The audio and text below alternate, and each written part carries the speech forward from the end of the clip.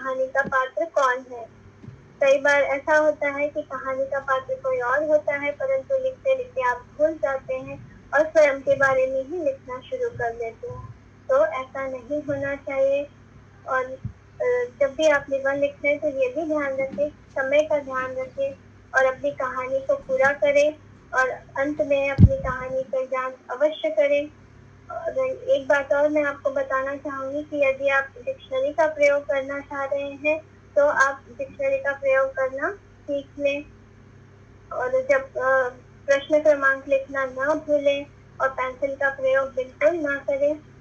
और एक और बात मैं आपको बताना चाहूंगी कि जब आप तैयारी कर रहे हैं तो दोनों तरह के निबंध लिखने की अच्छे से तैयारी करें ताकि परीक्षा में आप किसी भी तरह का निबंध लिखने के लिए तैयार रहें। तो आशा करती हूँ मेरे ये टिप्स आपको एक अच्छा व प्रभावशाली निबंध लिखने में सहायक सिद्ध होंगे। अब मैं पेपर 2 के लिए अंशु जी को बुलाना चाहूंगी। अंशु जी। Am I the only student in this? Yes. Huh? No. धन्यवाद रूपाली जी। बच्चों, मैं आशा करती हूँ कि आपको रूपाली टीचर द्वारा बताए गए सभी निबंध लिखने के तरीके बहुत ही अच्छे लगे होंगे और अब आप निबंध लिख पाएंगे एक अच्छे तरीके से। अब हम बात करेंगे लिखित परीक्षा के बारे में, पेपर 2 के बारे में। पेपर 2 कितने समय के लिए इसका ड्यूरेशन होता है? 1 घंटा 40 मिनट और इसके मार्क्स होते हैं 95। पेपर 2 2 हिस्सों में बटा होता है, बुकलेट ए और booklet B. Booklet A OS sheet होती है जिसको आपको 2B पेंसिल से ओएस शीट में ओवल्स को शेड करना होता है और booklet B pen and paper test होती है। तो अब हम आगे बढ़ते हैं। बुकलेट ए में 3 सेक्शंस जो शुरू वाले होते हैं, सेक्शन A1, सेक्शन A2 और सेक्शन A3, इसमें क्लोज पैसेजेस आपसे पूछे जाते हैं। क्लोज पैसेज करने के लिए आपको किन किन बातों का ध्यान रखना चाहिए, कौन सी बातें नहीं करनी चाहिए, वो मैं अब आपके साथ शेयर करने वाली हूँ। सबसे पहले क्लोज पैसेज के लिए आपको पूरे अनुच्छेद को समझना बहुत जरूरी है। यह ध्यान रखना भी जरूरी है कि रिक्त स्थान से पहले क्या दिया हुआ है और रिक्त स्थान के बाद क्या दिया हुआ है। इसके अलावा आपको ये भी जानना जरूरी है कि लिंग क्या है, क्रिया एक वचन है या बहुवचन है। इन सभी बातों का उत्तर चुनने से पहले आपको ध्यान रखना बहुत जरूरी है। एक और बात है बच्चों कि आप कई बार देखते हैं कि आपको आंसर एकदम स्ट्रेट दिख रहा है और आप जल्दबाजी करके उस उत्तर को चुन लेते हैं। ऐसा ना करें, चारों विकल्पों को जरूर देखें। विकल्प का मतलब है ऑप्शंस। आप जितने भी प्रश्न करते हैं उनके उत्तरों के चारों ऑप्शंस को जरूर देखें, उसके बाद ही उचित उत्तर चुनें। इसको मैं आपको एक उदाहरण से समझाती हूँ। देखिए यहाँ पर, एक बार की बात है, 2 डैश एक बच्चे को लेकर झगड़ रही थी और बच्चे को अपना बता रही थी। अब आप इसमें रिक्त स्थान से पहले देखिए 2 दिया हुआ है। 2 का मतलब है कि अब आपको जो भी शब्द चुनना होगा वो प्लूरल में होना चाहिए। अब इसकी क्रिया पर ध्यान दीजिए, रही थी। इससे हमें पता चल रहा है कि जो भी शब्द हम चुनेंगे उसका जेंडर फेमिनाइन होना चाहिए और साथ साथ प्लूरल में भी होना चाहिए। अब इन तीनों बातों को ध्यान रखकर हम ऑप्शंस को देखते हैं। आदमी नहीं हो सकता क्योंकि हमें चाहिए फेमिनाइन नाउन वाला वर्ड, तो ये आप एलिमिनेट कर देंगे। बच्चे नहीं हो सकता, इसको भी हमें एलिमिनेट करना पड़ेगा क्योंकि यह मैस्कुलाइन जेंडर है, इसलिए हम इसे भी नहीं चुन सकते। औरतें, यह आंसर सही होगा क्योंकि यह प्लूरल में भी है और साथ में फेमिनाइन जेंडर भी है, तो यह आंसर सही होगा। महिला ठीक नहीं होगा क्योंकि ये फेमिनाइन जेंडर में है पर सिंगुलर में है। तो आपने देखा कितनी सारी चीजों को ध्यान रखकर, सारे व्याकरण के नियमों को ध्यान रखकर हमें उत्तर चुनना पड़ता है। अब हम आगे बढ़ते हैं। गांव वाले उनको एक डैश के पास ले गए। जरा ऑप्शन देखिए, किसके पास ले गए? मुखिया, जज, वकील, सिपाही। कंफ्यूज हो रहे हैं ना, किसके पास ले गए? तो इसमें कंफ्यूज होने की बात नहीं है। नेक्स्ट लाइन में आपको इसका क्लू मिलता है, तो आपको नेक्स्ट लाइन पढ़नी है। देखिए, जज ने उनसे कई सवाल पूछे। देखा, नेक्स्ट लाइन पढ़ते ही आपको क्लू मिल गया कि सेकंड ब्लैंक में क्या आएगा। तो इसीलिए यदि आपको उत्तर देने में कठिनाई होती है तो आगे की लाइनों को जरूर पढ़ें। तो सेकंड का आंसर क्या होगा बच्चों? जज। अब आगे देखिए, उसने उन दोनों की बातें सुनी और फिर कुछ देर तक सोचा। उसने दोनों डैश से कहा। से क्या है? प्रेपोजिशन है। आपने अपनी जीएवी बुक में और अपनी अध्यापिका जी से सीखा है कि प्रेपोजिशंस के साथ प्लूरल्स के नियम चेंज हो जाते हैं। तो इसका हमें ध्यान रखना है कि रिक्त स्थान के बाद प्रेपोजिशन है, तो हम कैसे चुनेंगे अपना आंसर? देखिए इधर, औरतों, गांव वालों, माँ, लड़कों। तो आंसर है औरतों। अब आप इस बात का भी ध्यान दीजिए कि पहले हमने औरतें चुना था, अब हम औरतों चुन रहे हैं। क्यों? क्योंकि यहाँ पर प्रेपोजिशन था और यहाँ पर नहीं था। तो इस तरह से आप ध्यान देकर अपने सभी प्रश्नों का क्लोज पैसेजेस में आंसर दें। अब हम आगे बढ़ते हैं। आपका सेक्शन A4 होता है मल्टीपल चॉइस कॉम्प्रिहेंशन, जिसमें भी आपको 4 ऑप्शन दिए जाते हैं। इसके लिए आपको क्या क्या ध्यान रखना चाहिए बच्चों? आपको पहले पूरा पैसेज समझना है, उसके बाद प्रश्न पढ़ने हैं, प्रश्नों के कीवर्ड्स को अपने पैसेज में ढूंढना है। इस तरीके से आपको अपने MCQ कॉम्प्रिहेंशन की शुरुआत करनी चाहिए। इसके साथ वोकैबुलरी पार्ट भी होता है, जिसमें आपको टेक्स्ट बेस्ड वोकैबुलरी के आंसर देने होते हैं। साथ में सबसे बड़ी परेशानी विद्यार्थियों को तब आती है जब किसी क्वेश्चन में 2 ऑप्शन बहुत ज्यादा क्लोज होते हैं, समझ में नहीं आता कि दोनों में से कौन सा सही है। इसके लिए आपको क्या करना है? उस आंसर से संबंधित लाइन को दोबारा पढ़ना चाहिए और फिर कंफर्म अपने उत्तर की पुष्टि करनी चाहिए। इसको मैं आपको एक उदाहरण से समझाती हूँ। देखिए इधर, कुछ दिनों बाद व्यापारी और उसकी पत्नी ने हीरो के एक हार को तेल के एक ड्रम से लटकते हुए देखा। व्यापारी इस मूल्यवान हार को पाकर बहुत खुश हुआ और उसने तेल के ड्रमों के पीछे जाकर देखा, जहां उसने सांप को खिसकाया था। सांप गायब हो चुका था। अब इससे रिलेटेड एक क्वेश्चन है, व्यापारी बहुत खुश हुआ क्योंकि? ऑप्शंस देखते हैं। उसने सांप को अच्छी तरह से छिपा दिया था, ये बिल्कुल गलत आंसर है, तो इसको आप एलिमिनेट कर देंगे क्योंकि ये इसका आंसर नहीं है। तेल के ड्रमों पर एक हार पड़ा था, यह संभावित उत्तर हो सकता है, तो इसको जरा अपनी नजर में रखेंगे। थर्ड ऑप्शन है सांप अभी तक जीवित था, गलत है, इसको एलिमिनेट करेंगे। और चौथा ऑप्शन पढ़ेंगे, उसे फर्श पर एक हार मिला था, तो ये भी एक संभावित उत्तर हो सकता है। तो अब 2 और 4 में से कौन सा उत्तर हम चुने, इसके लिए हमें वापस पैसेज पर जाना पड़ेगा। देखिए इधर, एक हार को तेल के एक ड्रम से लटकते हुए देखा। समझ में आ गया आपको कौन सा आंसर आपको लेना होगा? नंबर 2, क्योंकि हार उसे ड्रम पर मिला, ना कि फर्श पर। तो इस तरह से जब आपको क्लोज डिस्ट्रैक्टर्स दिए हुए हो मल्टीपल चॉइस में, तो आप वापस से संबंधित लाइन पर जाएं और अपने उत्तर को कंफर्म कर लें। इसके बाद जो वोकैबुलरी सेक्शन होता है, उसमें आपको शब्दों के अर्थ तो पता होने ही चाहिए, साथ में आपको देखना चाहिए कि उस टेक्स्ट से रिलेटेड आंसर आप मीनिंग है या नहीं। जैसे यहाँ पर देखिए, हार के 2 मीनिंग होते हैं, एक तो डिफीट, पराजय, और हार एक होता है नेकलेस। अब आप कौन सा चुनेंगे? पैसेज में हार का मतलब यहाँ पर मूल्यवान हार, दैट मीन्स उसका मतलब है माला, नेकलेस होगा, ना कि पराजय। तो वोकैबुलरी सेक्शन करते हुए हमेशा टेक्स्ट को ध्यान में देकर आप अपना आंसर दें। तो यहाँ पर हार का मतलब होगा माला। तो आप समझ गए होंगे कि MCQ कॉम्प्रिहेंशन करते समय आपको किन किन बातों का ध्यान रखना चाहिए। अब हम आगे बढ़ते हैं नेक्स्ट सेक्शन की ओर। नेक्स्ट सेक्शन होता है आपका सेक्शन A5, ग्राफिक स्टिमुलस, चित्र प्रेरणा। PSLE में आपको जो ग्राफिक स्टिमुलस दिया होता है, उसमें बहुत ज्यादा जानकारी दी होती है। तो इसको करने से पहले पहला टिप ये है कि आप प्रश्न को पढ़ें। प्रश्न को पढ़ने के बाद उससे रिलेवेंट इंफॉर्मेशन इसमें ढूंढें।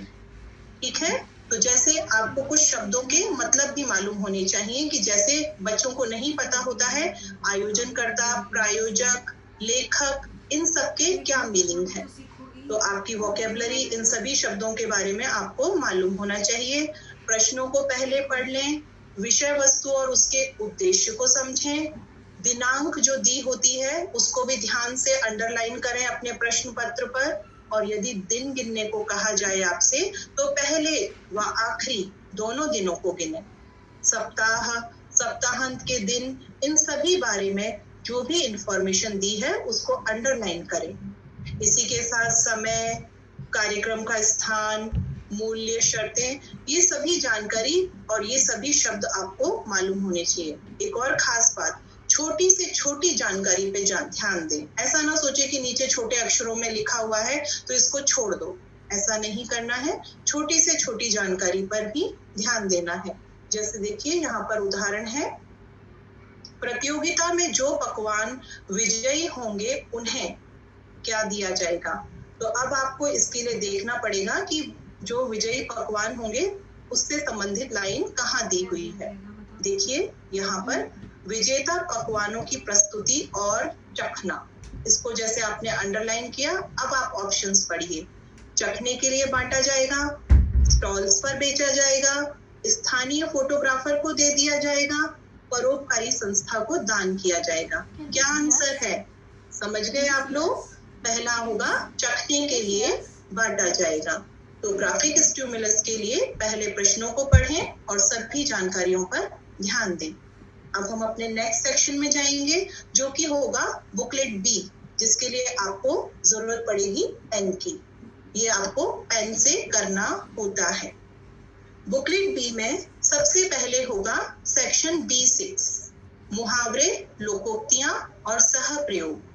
तो इसके लिए आप इसकी अभी तक आपने बहुत सारा अभ्यास अपनी कक्षा में और घर में किया होगा। तो मुहावरे, लोकोक्तियों और सह प्रयोगों को याद करें और उनका अर्थ जानें।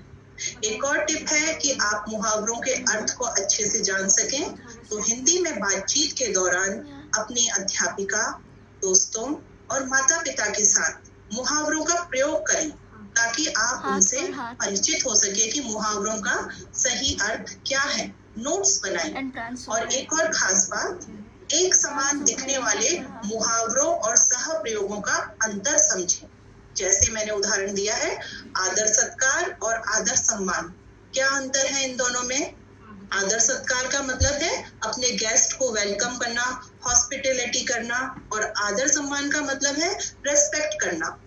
तो ये वाक्य पर निर्भर करेगा कि आप आदर सत्कार चुनेंगे या आदर सम्मान चुनेंगे। तो मुहावरों का अंतर समझना भी बहुत जरूरी है। इसी तरह से आकाश पाताल का अंतर होना और आकाश पाताल एक करना, इसका अंतर भी आपको मालूम होना चाहिए। देखिए यहाँ पर एक उदाहरण मैंने दिया है, कोशिश करो डैश पर हाथ धरकर बैठने से कुछ नहीं होगा। तो अब इसमें नीचे ऑप्शंस में हम सिर चुनेंगे या हाथ। आपने ठीक समझा, हम यहाँ पर हाथ चुनेंगे। हाथ पर हाथ धरकर बैठने से कुछ नहीं होगा, मतलब खाली बैठने से कुछ नहीं होगा। तो ये आप तभी कर पाएंगे जब आपको मुहावरे का सही अर्थ पता होगा। दूसरा उदाहरण देते हैं, शेर को सामने से आता हो देखकर रोहन के डैश सूख गए। क्या सूख गए? ऑप्शन देखिए, होंठ या प्राण। अब आपको मुहावरा पता है तो आप क्या लिखेंगे? प्राण सूख गए। तो आप समझ गए होंगे कि मुहावरों में क्या अंतर है, उनका सही अर्थ क्या है। इसका आपको अभ्यास निरंतर करना होगा। नेक्स्ट सेक्शन हमारा होता है सेक्शन, अच्छा इससे पहले बच्चों एक और आपके लिए मजेदार क्विज है। आप मुहावरे सीखने का एक और अच्छा तरीका है जो मैं अब आपको शेयर करने वाली हूँ। तैयार हैं आप लोग? ठीक है, चलिए एक छोटी सी क्विज करते हैं फिर से। यहाँ आपको 2 चित्र दिखाए जा रहे हैं जो मुहावरों से संबंधित हैं। उनके नीचे 3-3 ऑप्शन दिए हुए हैं। अब आप पहचानिए ये कौन सा मुहावरा है। पहली पिक्चर से हम शुरू करते हैं। यहाँ पर आपको अल्फाबेट दिख रहा है, क इज इक्वल टू भैंस, बफेलो। तो क्या मुहावरा होगा? आप लिखिए अपनी नोटबुक में, भैंस के आगे बीन बजाना, काला अक्षर भैंस बराबर, गई भैंस पानी में। आप लिखिए अपनी नोटबुक में आंसर। अब दूसरी पिक्चर देखिए, यहाँ पे लिखा हुआ है 1 + 1 11। क्या मुहावरा होगा? 9 2 11 होना, एक आंख से देखना, 1 और 1 11 होना। सही उत्तर आप लिख लीजिए। आगे बढ़े बच्चों, मजा आ रहा है आपके लिए। आप पिक्चर अपने मुहावरों का अभ्यास इस तरीके से भी कर सकते हैं। आगे बढ़ते हैं। आगे देखिए, एक मुर्गी बनी हुई है और दाल बनी हुई है। तो अब क्या मुहावरा होगा? दाल में कुछ काला होना, घर की मुर्गी दाल बराबर, दाना पानी। समझ गए होंगे आप क्या मुहावरा है, तो लिख लीजिए। चौथी पिक्चर, बंदर और जिंजर। जिंजर का अर्थ मैं आपको हिंदी में नहीं बताऊंगी, आप खुद पहचानिए। अब मुहावरे के ऑप्शंस पढ़िए। बंदर की पकड़, 1 अनार 100 बीमार, बंदर क्या जाने अदरक का स्वाद। अपना आंसर अपनी नोटबुक में लिखिए और आप इन आंसर्स को अपनी अध्यापिका जी को भेज दीजिए। वे आपको बताएंगी कि आपने मुहावरों को सही गैस किया है या नहीं। अब हम आगे चलते हैं। आगे हमारा सेक्शन आता है B7, वाक्य पूर्ति, कंप्लीशन ऑफ सेंटेंसेस। इसमें आपको कोई भी सहायक शब्द नहीं दिए जाते हैं, तो इसीलिए जब भी आप ब्लैंक में उत्तर लिखें, एकवचन, बहुवचन, लिंग और कारक चिन्हों, क्रिया शब्दों सभी को ध्यान में रखते हुए उत्तर लिखें, जैसा कि मैंने आपको क्लोज पैसेज में सिखाया था। तो वहां पर भी आपको उन्हीं बातों का ध्यान रखना होगा। PSLE की परीक्षा में ज्यादातर कनेक्टर्स के बारे में पूछा जाता है। जो आपको फिल इन द ब्लैंक्स वाक्य पूर्ति में करने होते हैं, वो योजक शब्दों से करने होते हैं। तो आप इनका, जैसे मैंने यहाँ पर उदाहरण दिए हैं, जब तब, ज्यों ही त्यों ही, यद्यपि तथापि, वरना, चाहे, इसलिए, यदि, तो। यदि के साथ यदि सेंटेंस शुरू है तो बीच में तो आएगा। क्योंकि, इसलिए, बल्कि, परंतु, अगर आदि। इन सभी शब्दों का आप अभ्यास करें और अपने नोट्स में इन्हें लिख कर रखें। इसी तरह से कारक चिन्हों का भी सही प्रयोग करना होता है। हमारे कारक चिन्ह हैं ने, को, से, का, के, की, मैं, पर और के लिए। आपको इनके लिए भी आपको अभ्यास करना होगा कि के साथ कौन कौन से कारक चिन्ह हम यूज करके, के साथ हम कौन कौन से शब्द यूज कर सकते हैं और उनका अर्थ क्या है। इसी तरह की के साथ हम कौन कौन से शब्द यूज कर सकते हैं और उनका अर्थ क्या है। तो कहते हैं ना, करत करत अभ्यास जड़मति होत सुजान। तो जितना आप अभ्यास करेंगे उतना ही परफेक्शन आपको वाक्य पूर्ति करने में मिलेगा। तो अभ्यास करते रहें। अब हम अपने पेपर 2 के अंतिम सेक्शन पर जाएंगे, जो है open ended comprehension. Open ended comprehension करने के लिए सबसे पहले आप पैराग्राफ को समझें और सही प्रश्नों को पढ़ के सही उत्तर को रेखांकित, अंडरलाइन करें। फिर आपको क्या ध्यान रखना है, यदि ओपन एंडेड कॉम्प्रीहेंशन में प्रश्न के 2 भाग है तो दोनों का उत्तर दें। विद्यार्थी अक्सर एक भाग का उत्तर दे देते हैं और दूसरे भाग का उत्तर देना भूल जाते हैं, या कई बार वे क्रम का ध्यान नहीं रखते कि प्रश्न के पहले भाग में क्या पूछा गया है, पहले उसका उत्तर देना है, और प्रश्न के दूसरे भाग में क्या दिया हुआ है, फिर उसका उत्तर देना है। तो क्रम का ध्यान रखना बहुत जरूरी है। मैं आपको एक उदाहरण देती हूँ। यहाँ पर एक उदाहरण है, धनी व्यक्ति ने पादरी को पुस्तक छोड़कर जाने के लिए क्यों कहा। पहला क्वेश्चन क्या है इसमें, क्यों कहा, और पादरी के जाने के बाद उसने क्या किया, क्या इसमें दूसरा पार्ट है। तो पहले आप जवाब देंगे क्यों का, उसके बाद आप जवाब देंगे क्या का। आप पहले सेकंड पार्ट का जवाब नहीं दे सकते हैं। अब इसका आंसर देखिए, धनी व्यक्ति ने पादरी को पुस्तक छोड़कर जाने के लिए कहा ताकि वह पुस्तक की कीमत आंक सके। तो ये हमारा पहले पार्ट का आंसर हो गया। अब दूसरे पार्ट का देंगे। पादरी के जाने के बाद वह झटपट ईसाई मठ में गया और पुस्तक पॉल को दिखा दी। तो इस तरह से आपने दोनों पार्ट्स का पूरा आंसर दिया है। प्रश्नों के उत्तर अपने शब्दों में देने का प्रयास करें। टेक्स्ट में से पूरा आंसर लिफ्ट ना करें। एक और कॉमन मिस्टेक होती है कि कभी कभी आप अपने आंसर क्योंकि शब्द से शुरू कर देते हैं। ऐसा बिल्कुल ना करें। क्योंकि शब्द से आप अपने उत्तर को शुरू ना करें। जैसे आपको लिखना है कि मान लीजिए वह खुश था क्योंकि उसे पुरस्कार मिला था, तो आप ऐसा नहीं लिख सकते क्योंकि उसे पुरस्कार मिला था इसलिए वह खुश था। क्योंकि से आप अपना आंसर शुरू नहीं कर सकते हैं, इस बात का ध्यान रखें। इसके साथ ही साथ उत्तर लिखते समय वर्तनी, काल और व्याकरण का ध्यान रखें। यदि प्रेजेंट टेंस में क्वेश्चन पूछा गया है तो उसका उत्तर प्रेजेंट टेंस में दें। पास्ट टेंस में क्वेश्चन पूछा गया है तो उसका उत्तर पास्ट टेंस में दें। तो टेंस का ध्यान रखना, स्पेलिंग्स का ध्यान रखना और ग्रामर का ध्यान रखना जरूरी है।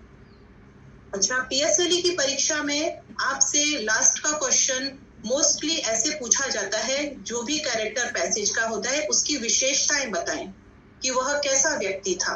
तो इसको बताने के लिए आपको विशेषताएं बताने वाले शब्द पता होने चाहिए। उदाहरण के लिए उदार, चतुर, परिश्रमी, ईमानदार, परोपकारी, वफादार, कर्मठ आदि। ऐसा अपनी नोटबुक में एक सूची बना लें सभी व्यक्तित्व की विशेषताएं बताने वाले शब्दों के बारे में, और फिर टेक्स्ट में से सही उदाहरण देकर अपने उत्तर की पुष्टि करें। इसके साथ साथ मैं आपको इसके बारे में एक उदाहरण भी देती हूँ कि जैसे धनी राम कैसा व्यक्ति था, 2 बातें बताइए।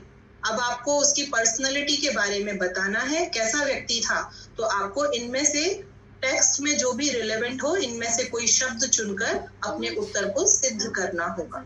जैसे धनी राम एक दयालु व्यक्ति था। आपने यहाँ से एक सही व्यक्तित्व की विशेषता चुनी और यहाँ पर लिखी। क्यों था? अब आप टेक्स्ट में से इसको सिद्ध करेंगे। क्योंकि वह हमेशा जरूरतमंद लोगों की सहायता करता था। यहाँ पे ध्यान दीजिए, 2 बातें बताएं तो हमें 2 विशेषताएं बतानी है। ये पहली हुई। अब हम दूसरी विशेषता बताएंगे। वह एक विनम्र व्यक्ति भी था क्योंकि वह अपने नौकरों के साथ भी आदर से बात करता था। तो आप समझ गए होंगे कि व्यक्तित्व की विशेषता बताने के लिए हमें सही शब्द पता होने चाहिए और अपने आंसर की पुष्टि भी करनी चाहिए। अब हम आगे चलेंगे। इसी तरह से सारे कैरेक्टर्स अच्छे नहीं होते। कई बार टेक्स्ट में ऐसे कैरेक्टर भी होते हैं जिनकी डिसक्वालिटीज हमें बतानी पड़ती हैं। तो अवगुण बताने वाले शब्दों को भी याद करें, जैसे लालची, आलसी, क्रूर, बेईमान, कंजूस, धोखेबाज आदि।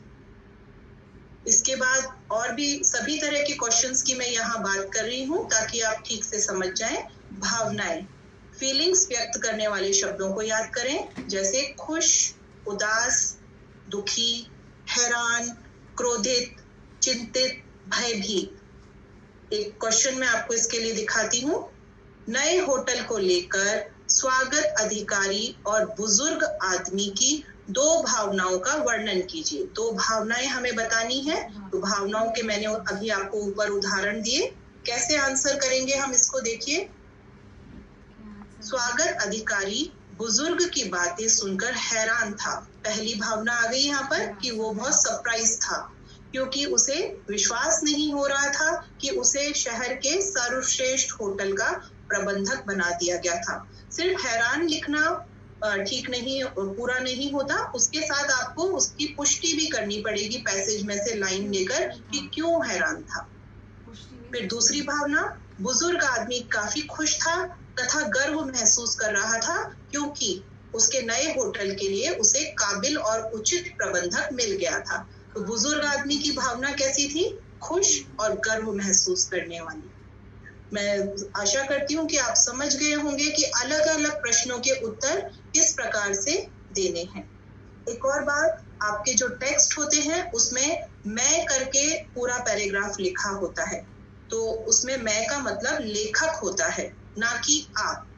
कुछ विद्यार्थी एक मिस्टेक कर देते हैं कि प्रश्न का उत्तर लिखते समय वो खुद को मैं के साथ प्रश्न का उत्तर लिख देते हैं। ऐसा ना करें, लेखक लिखें कि लेखक को ऐसा लगा, लेखक ने ऐसा किया, मैं ना लिखें। समय का ध्यान रखना बहुत जरूरी है।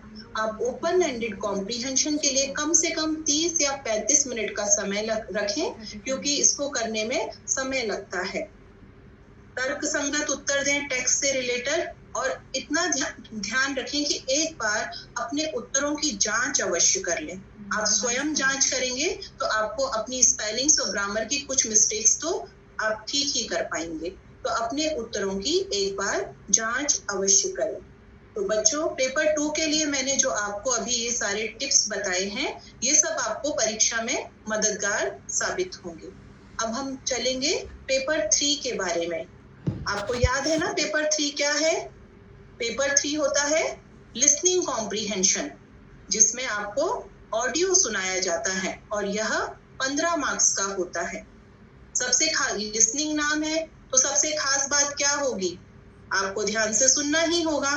तो ऑडियो के सभी अनुच्छेदों को ध्यान से सुने, सभी पैराग्राफ्स को बहुत ध्यान से सुने, और प्रत्येक अनुच्छेद के समाप्त होने पर ओएस शीट में सही उत्तर को शेड कर ले। कई बार ऐसा होता है कि आप पूरे 15 क्वेश्चन के आंसर पहले सुन लेते हैं और ओएस शीट में उनको नहीं लिखते हैं। जब पूरा ऑडियो खत्म हो जाता है, फिर आप अपनी शेडिंग शुरू करते हैं और टाइम खत्म हो जाता है। एग्जामिनर आपसे पेपर ले लेता है। तो ऐसा ना करें। प्रत्येक अनुच्छेद को सुनने के बाद, उत्तर को जानने के बाद अपने उत्तर को शेड कर दें ओएस शीट के अंदर। अंत के लिए ना रुकें। तीसरा टिप है इसके लिए कि यदि किसी प्रश्न पर आप अटक जाएं, स्टक हो जाएं, तो बहुत देर तक उस प्रश्न पर ना रहें, अगले प्रश्न की तरफ बढ़ जाएं। ऐसा ना करें कि आप उसके बारे में ही सोचते जाएं और ऑडियो आगे बढ़ जाए। तो इस बारे में ध्यान रखें कि यदि किसी प्रश्न का उत्तर आपको बिल्कुल नहीं पता है, तो उस पर बहुत देर तक ना रुकें, आगे के प्रश्नों का उत्तर देना शुरू कर दें। इसके बाद समानार्थी शब्दों का अभ्यास करते रहें, क्योंकि प्रश्न पूछते समय अनुच्छेद में दिए गए शब्दों के समानार्थी शब्द से भी प्रश्न पूछे जाते हैं। तो बच्चों, पेपर 3 के लिए आप इन सभी बातों का ध्यान रखेंगे तो आप अपना पेपर 3 अच्छे तरीके से कर पाएंगे। अब मैं रूपाली जी को फिर से आमंत्रित करूंगी। वे आपको बताएंगी पेपर 4 की मौखिक परीक्षा में आपको किन किन बातों का ध्यान रखना चाहिए। तो मौखिक परीक्षा की तैयारी के लिए तैयार हैं आप रूपाली जी?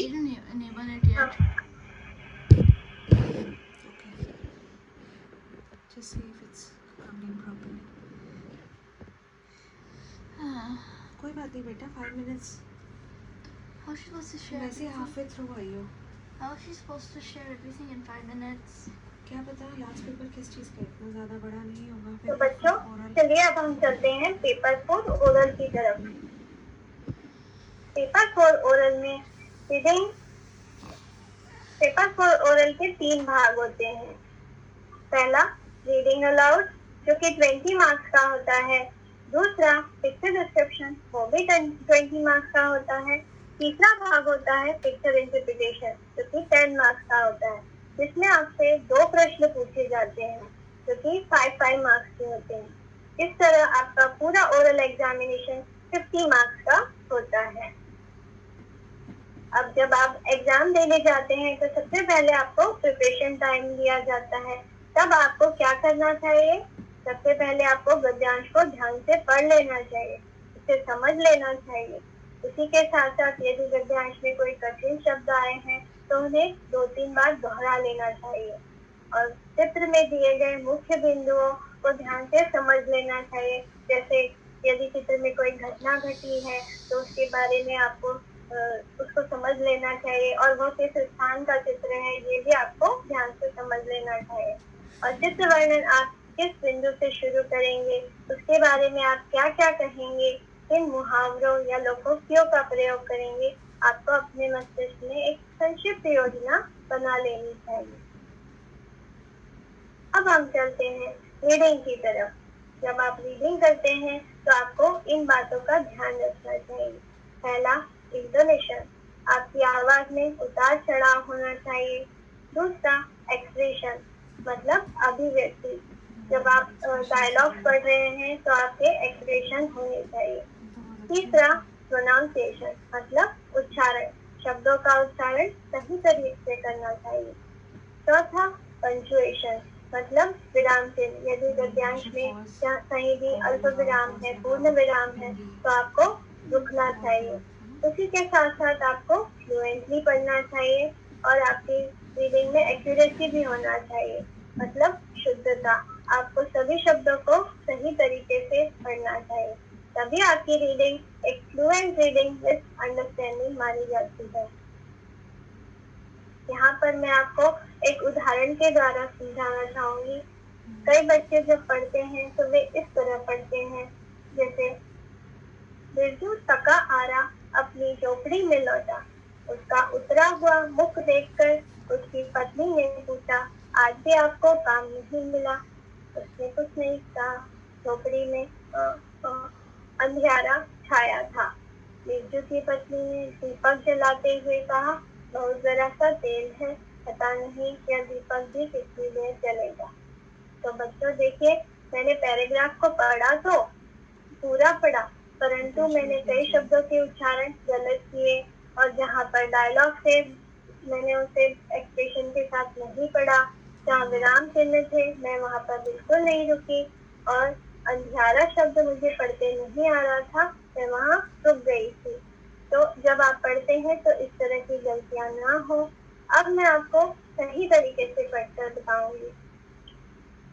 बिरजू थका हारा अपनी झोपड़ी में लौटा, उसका उतरा हुआ मुख देखकर उसकी पत्नी ने पूछा, आज भी आपको काम नहीं मिला? उसने कुछ नहीं कहा। झोपड़ी में अंधियारा छाया था। बिरजू की पत्नी ने दीपक जलाते हुए कहा, बहुत जरा सा तेल है, पता नहीं यह दीपक भी कितनी देर जलेगा।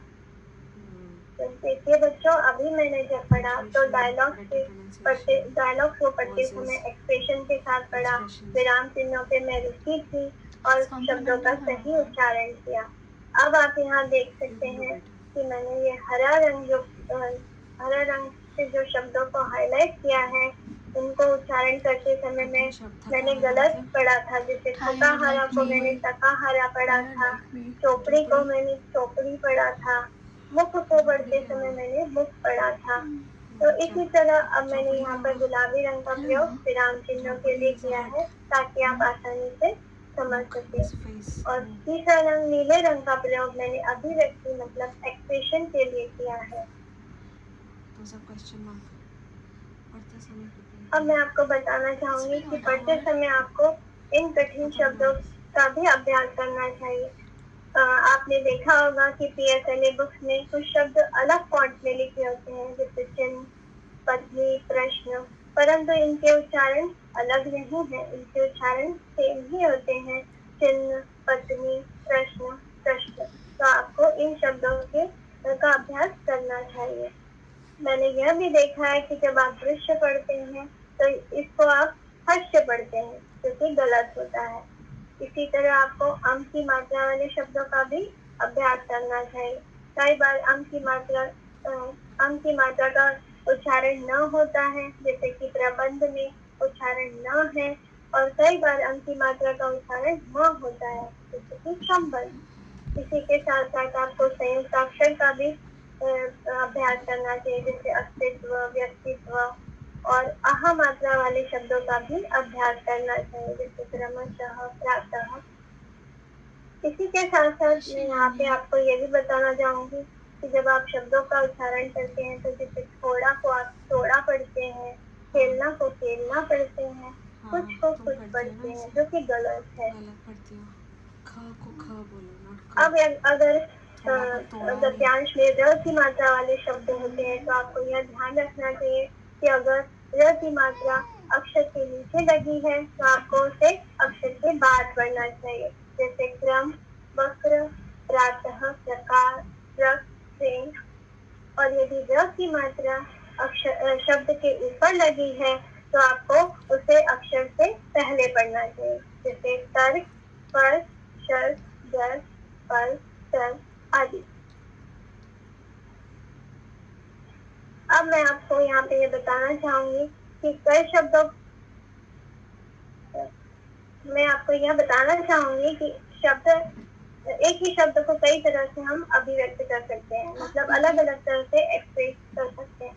जैसे अगर हम यहाँ पर एक इंग्लिश का ही शब्द लें, जैसे कि प्लीज, तो प्लीज को हम अलग अलग तरह से इस तरह अभिव्यक्त कर सकते हैं कि प्लीज हेल्प मी, तो इसमें मैंने एक विनती की और रिक्वेस्ट की, और यदि मैं इस तरह कहूँ प्लीज डू इट, तो ये एक ऑर्डर हुआ। तो इसी तरह मैं यहाँ पर आपको एक पीके मूवी का एक वीडियो दिखाना चाहूंगी जिसमें अच्छा शब्द को अलग अलग तरह से उन्होंने एक्सप्रेस किया है। तो ध्यान से सुनिए, देखिए और समझिए।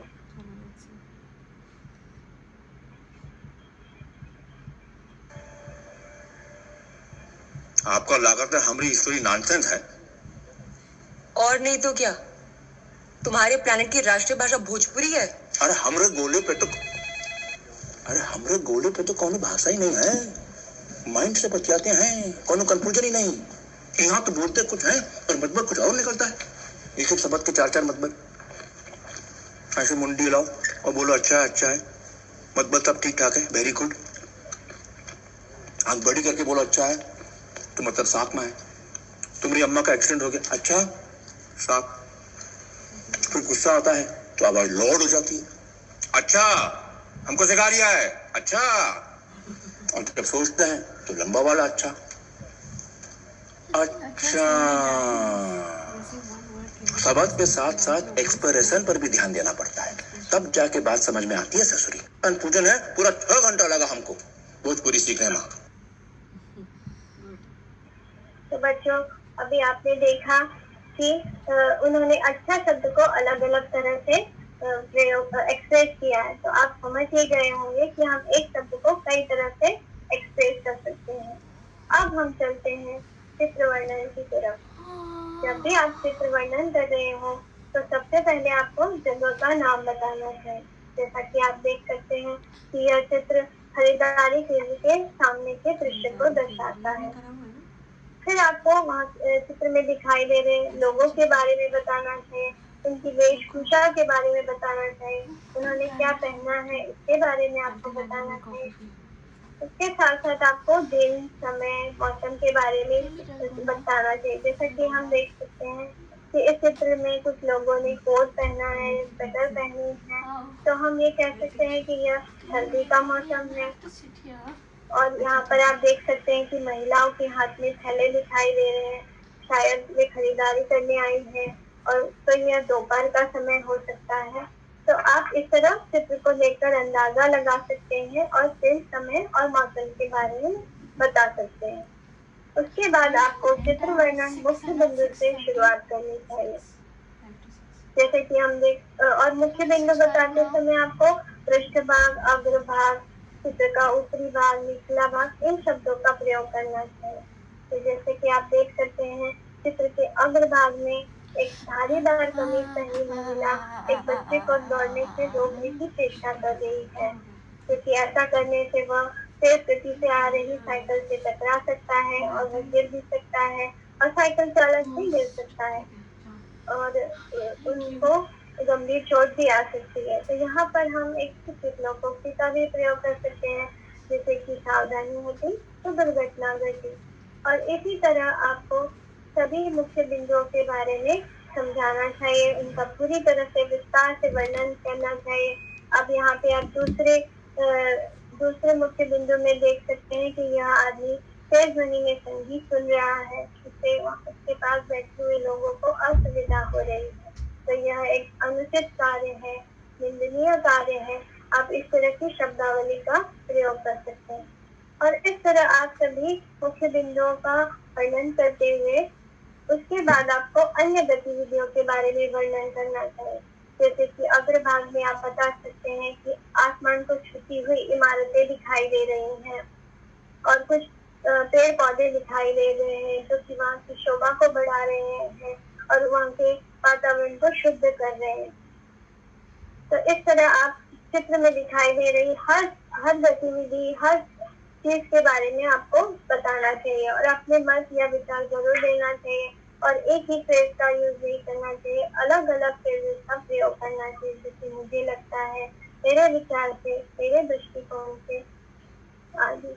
और अंत में आपको चित्र का समापन जरूर करना चाहिए। चित्र के समापन में आप इस तरह कह सकते हैं कि अगर मैं इस चित्र में होती तो मैं इस लड़के को इस तरह दौड़ने से रोकती और उसे समझाती कि इस तरह उसे दौड़ना नहीं चाहिए और उस आदमी से भी कहती कि इस तरह उसे तेज ध्वनि में संगीत नहीं सुनना चाहिए जिससे दूसरों को असुविधा हो। तो इस तरह आप चित्र का समापन कर सकते हैं।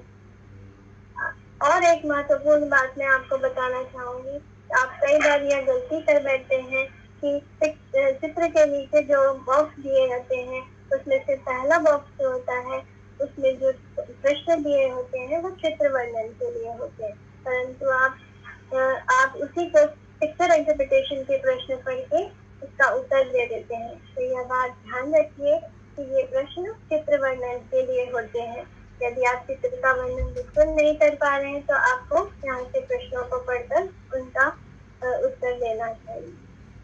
अब हम चलते हैं पिक्चर इंटरप्रिटेशन की तरफ। जैसा कि मैंने बताया कि चित्र के नीचे दो बॉक्स होते हैं, तो दूसरा बॉक्स होता है वह पिक्चर इंटरप्रिटेशन के लिए होता है और जिसमें दो प्रश्न होते हैं। तो जब आप पिक्चर इंटरप्रिटेशन कर रहे हैं तो आपको इन बातों का अवश्य ध्यान रखना चाहिए।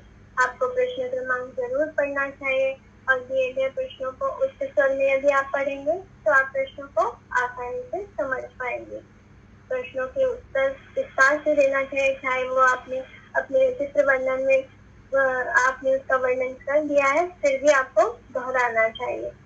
और परीक्षा में एक ही प्रश्न के 2 या 3 भाग होते हैं जैसा कि यहाँ दिखाया गया है।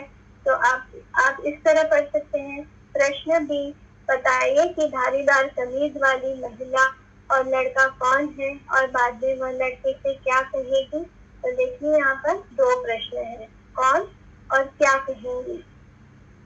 तो इस तरह मैंने प्रश्न को प्रश्न क्रमांक के साथ पढ़ा ताकि मैं समझ पाई और आप यह भी देखिए इन दोनों प्रश्नों के उत्तर आपको देना चाहिए।